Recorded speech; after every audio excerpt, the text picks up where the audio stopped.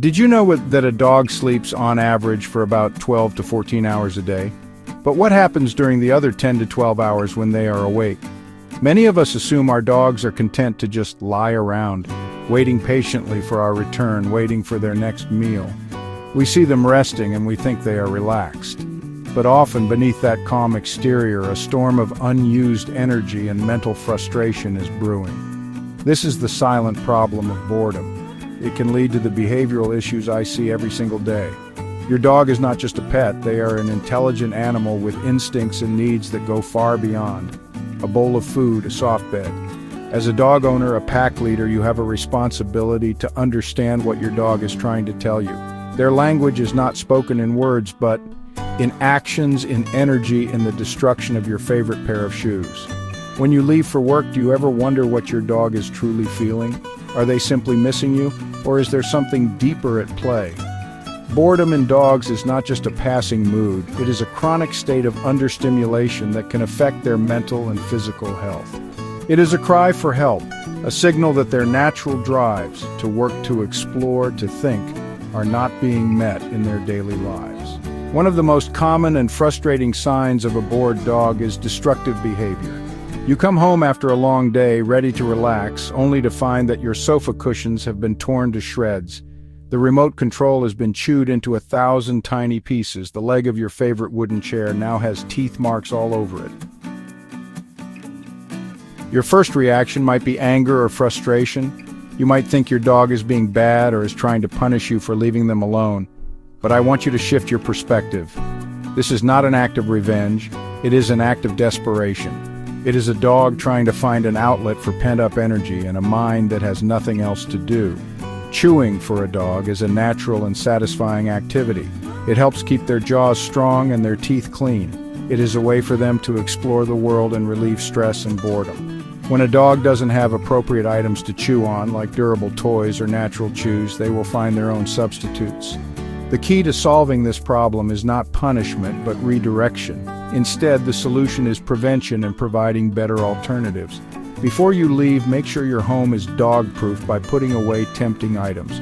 More importantly, leave out a variety of engaging and durable chew toys. Can give your dog the satisfying job of chewing and problem-solving, channeling their energy into a positive activity instead of a destructive one. Does your dog bark, whine, or howl excessively, especially when you are not home? Do your neighbors complain about the constant noise coming from your apartment during the day? This is another classic sign that your dog is suffering from a severe case of boredom. A dog's bark is a form of communication. They might bark to alert you to a stranger, to express excitement when you grab the leash, or to initiate play with another dog. But when the barking is persistent, rhythmic, and seems to have no specific trigger, it is often a self-soothing behavior born out of loneliness and a lack of mental stimulation. The dog is, in effect, talking to themselves to pass the time. This type of vocalization is different from alert barking. It often has a monotonous tone and can go on for hours. The dog is not necessarily trying to get your attention because they often do it when they are alone. It is more like a nervous habit, a way to fill the silence and release some of the anxious energy that builds up from having nothing to do. The sound of their own voice can be a comforting presence in an otherwise empty house. Is your dog your constant shadow, following you from room to room, never letting you out of their sight? Do they lie by the bathroom door while you shower or stare at you intently while you cook dinner? While this can feel like a sign of affection, it can also be a sign of a dog who is understimulated and looking to you for entertainment. When a dog has nothing else to occupy their mind, you become the most interesting thing in their world. They become hyper-focused on your every move, waiting and hoping that you will do something, anything, that might involve them. This is often a symptom of boredom mixed with a bit of anxiety. This behavior, sometimes called Velcro dog syndrome, shows they're depending solely on you for mental engagement. They haven't learned to entertain themselves or be content in their own space. In a balanced dog, there should be interaction and independent rest. To help your shadow dog become more independent, teach them that good things can happen without constant interaction, so they can relax without you being their constant entertainment. Have you ever come home to find your backyard gate mysteriously open and your dog nowhere in sight? Or maybe you have a dog that's just, well, an expert at digging under fences, climbing over walls, or even figuring out how to open doors and windows.